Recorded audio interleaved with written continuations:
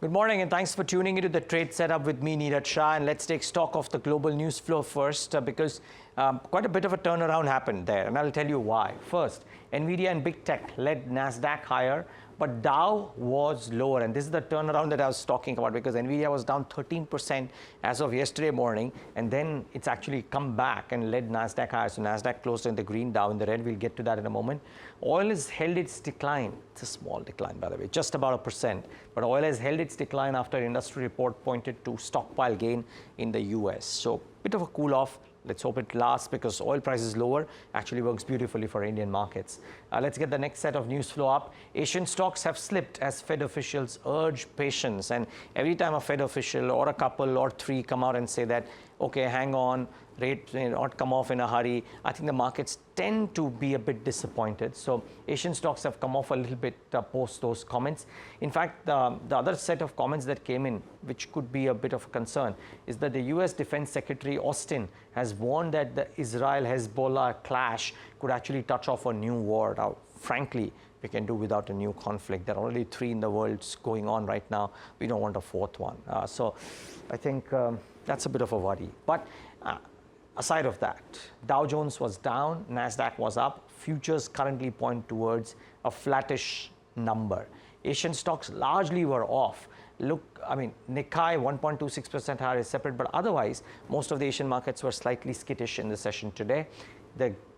The implied open for our markets about 25 points lower. I don't think too many people should complain. We are at 23,700 yesterday. It new highs, record highs for all the benchmark indices, and which is great going really for our markets. So what's the trade setup? Let me pull that up. Here's the deal. The immediate support has now shifted higher. In fact, based on the technical parameters, I don't understand them as well, but looking at what people have written to me or written to us as well, near 23,550 is the immediate support on the charts per se. But I think if you just look at the kind of positioning that's happening, the long-short ratio, for example, is over 59% for the FIs as the FIs continue to building long positions. This is probably, yesterday, if I'm not wrong, was probably the 12th straight day of FIs long positioning continuing. So that is actually a pretty good sign as well.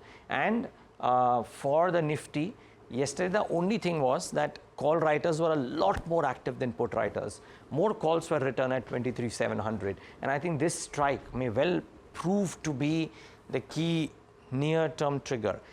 The activity around 23,700 on the Nifty will probably provide ideas of what happens. Remember, the bank Nifty is in a stiff uptrend, and therefore I have not provided too many clues here because it's difficult to comprehend. I don't think too many people anticipated the bank Nifty to do what it did. So I will not go out and say that bank Nifty is easier to predict. Most people are finding that one a bit more difficult to predict. And yesterday, not too many portfolios gained because not too many retail investors are parked in an HDFC Bank, ICRA Bank from a trade perspective. So that's to be kept in mind.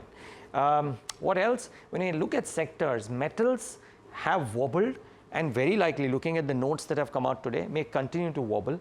But real estate pre-sales have looked strong thus far.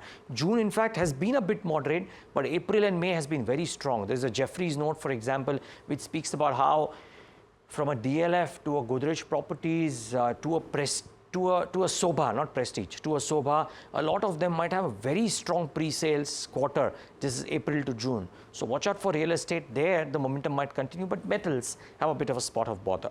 Now, what about specific pockets? I think that's what we got to get to. Now, Sanghi will certainly be a stock in focus. There is an OFS, offer for sale, for 3.5% of equity. A floor price is at 90 rupees per share, which is a 12% discount to the current market price. Sellers are Ambuja Cement, the promoter and founder of Sanghi, Ravi Sanghi. Now, all of this is warranted, yes, because they have to bring their stake down, but because it's at a 12% discount, very likely that the stock might see a bit of a corrective move. So watch out for Sanghi in this session today. Watch out for CE Info, My India. The Goldman note sparked some crazy moves there. Now what's happened is, after that has happened, we learned that yesterday that promoter Rakesh Kumar Verma is going to sell about 5 lakh shares via block deal today. This might disappoint the street a little bit, I must say. The floor price is at 2293 per share, which is a 5% discount. The total offer is 115 crore. Now, the two ways to look at it. One, that the promoter is making use of this uptick, and because the demand is so strong, it might get absorbed. Two, Why is the promoter selling when so many people are so bullish? They've come out and said that things are looking rosy. Why is it that they're doing a block deal? So two ways to look at it. Currently in the market momentum, this might not be viewed that negatively. If this was a bearish market, I must tell you the stock would get punished very, very heavily. Let's wait and watch what happens here. Banking is active. Jefferies has come out with a note. They say ICICI Bank is the top pick with a target price of 1350, which is about a 15% upside for ICICI Bank. They say it's well placed to deliver on growth and profitability both. They see about 17% deposit CAGR over FY24 to 27 for ICICI Bank, and they believe that the asset quality is holding up. The corporate book might see recoveries as well, which is actually very positive. This was one of the key contributors to the move yesterday. Watch out, Jefferies is saying that there could be more in store. So this is the first one. Then a lot of brokerage notes today, viewers, mind you. Like I said, metals is interesting. So INCRED has come out with a note and Citi has come out with a note. Now, why I'm bringing this because there's a conflict here. So INCRED says that NMDC is their top pick. Why so? They say they've seen a rise in scrap prices. Iron ore can also rise in the coming months according to INCRED. And they say that the pellet premiums will remain high in the long run. 2.5% lower for NMDC currently, but if pellet premiums, etc., were to remain high, then iron ore miners and pellet makers would do well, as a result of which NMDC, according to them, is the top pick.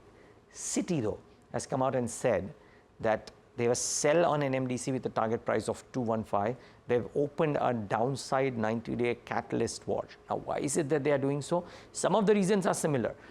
Because steel prices have come off, and they believe that an iron ore price cut is imminent because NMDC's pricing is much higher than the export parity, 35% premium according to Citi, and therefore they believe that this stock should come off. So watch out for NMDC. Conflicting reports out there. Could be very interesting to see what this one does. There's a note from IIFL on PNB Housing. They have a buy with a target price of 1,050, which is about a 30% upside. They say it's a credible turnaround story, which is available at inexpensive valuations relative to peers. They expect the company to deliver a loan growth of 19% CAGR over the next 3 years, and the FY27 ROA and ROE are seen at 2.2% and 12%, which is not too bad. Though I must say 12% ROE is not the best. The finest companies have an ROE which is northwards of 20%. Very few have that.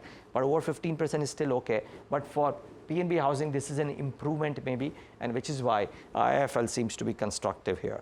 There are two new listings, by the way. Acme Fintrade India.